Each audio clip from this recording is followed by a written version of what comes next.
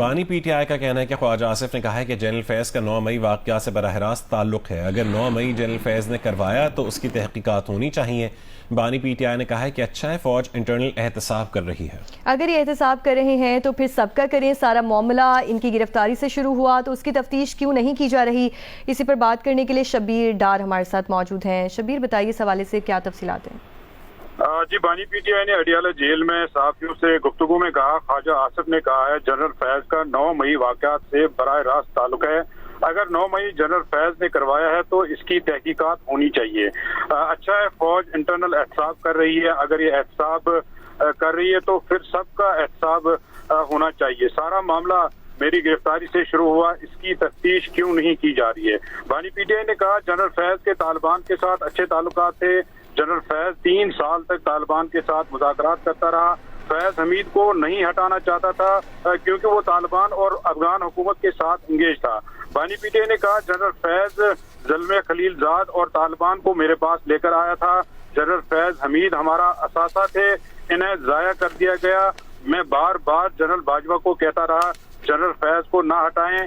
General Bajwa نے اپنی extension کے لیے جنرل فیض کو ہٹایا. اب جتنی دہشت گردی ہو رہی ہے اس کا ذمہ دار جنرل باجوہ کو ٹھہراتا ہوں.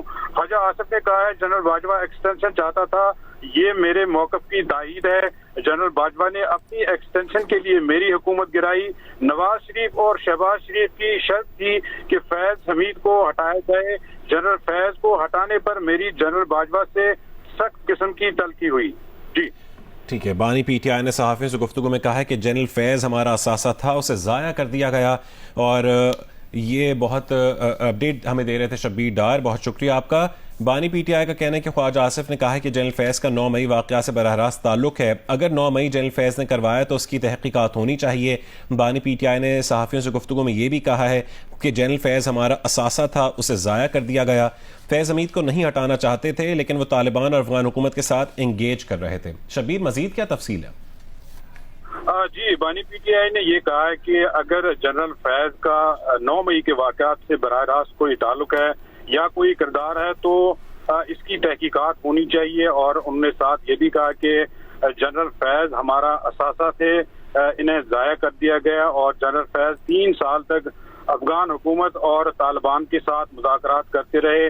انہوں نے مجھے زلمے خلیل زاد اور طالبان سے ملوایا، لیکن میں نہیں چاہتا تھا کہ جنرل فیض کو اس وقت اپنے عہدے سے ہٹایا جائے. لیکن جنرل باجوہ نے اپنی ایکسٹینشن کے لیے جنرل فیض کو ہٹایا. اور جو لندن پلان تھا اس کے تحت نواز شریف اور شہباز شریف نے یہ شرط رکھی تھی کہ جنرل فیض کو ان کے عہدے سے ہٹایا جائے. لہذا جنرل باجوہ نے اپنی ایکسٹینشن کے لیے جنرل فیض کو ہٹایا. اور جنرل فیض کے بارے میں انہوں نے یہ بھی کہا کہ یہ ہمارا اثاثہ تھے، انہیں ضائع کر دیا گیا. فوج اگر انٹرنل احتساب کرنا چاہتی ہے تو احتساب سب کا ہونا چاہیے. جی ٹھیک ہے. شبیر ڈار یہ بھی بتائیے کہ جنرل فیض حمید ہمارا اثاثہ تھے، انہیں ضائع کر دیا گیا. بانی پی ٹی آئی کی جانب سے کہا اور انہوں نے مزید کہا کہ میں بار بار جنرل باجوہ کو کہتا رہا کہ جنرل فیض کو نہ ہٹائیں. اس حوالے سے بتائیے. جی، بانی پی ٹی آئی نے کہا ان کے دور حکومت میں وہ جنرل فیض کو ان کے عہدے سے نہیں ہٹانا چاہتے تھے کیونکہ وہ طالبان اور افغان حکومت کے ساتھ انگیج تھے. وہ مذاکرات کر رہے تھے. 3 سال تک انہوں نے مذاکرات کیے. میں نے بار بار جنرل باجوہ کو کہا کہ فیض حمید کو ان کے عہدے سے نہ ہٹایا جائے.